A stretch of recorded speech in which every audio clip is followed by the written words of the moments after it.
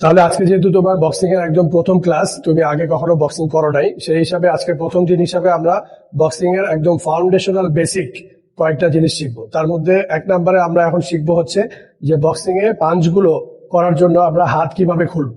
সেক্ষেত্রে আমরা প্রথমেই সোজা দাঁড়ায়া পাঞ্চ কিভাবে খুলে সেটা আমরা দেখবো। এরকম দুইটা বক্স ল্যাডারে, আমার পায়ের সামনে দুইটা বক্স আছে, আমার পা দুইটা বক্সে থাকবে, সোজা দাঁড়াবো আমি এবং এখান থেকে হালকা বেন্ড ডাউন হবো।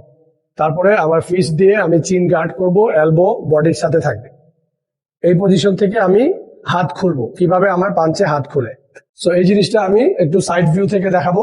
যেমন আমি রাইট পাঞ্চ করতেছি, 1, এখানে আমার ফুল হাত এক্সটেনশন হবে এবং আমার ফুল বডি সামনের দিকে মুভ করবে। আমার হিল আপ হবে, নি সামনের দিকে যাবে, হিপ সামনের দিকে যাবে, শোল্ডার এক্সটেনশন হবে, শোল্ডার দিয়ে আমার চিন গার্ড থাকবে, রিস্ট ব্যবহার হবে।